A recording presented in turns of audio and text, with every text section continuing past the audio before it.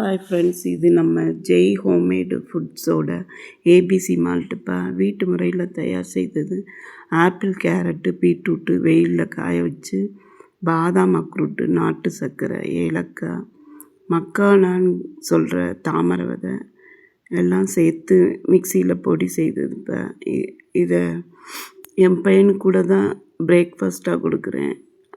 உங்களுக்கு தேவைன்னா இந்த நம்பருக்கு வாட்ஸ்அப் பண்ணுங்கள், இல்லை வெப்சைட்டில் ஆர்டர் பண்ணலாம். தேங்க்யூப்பா.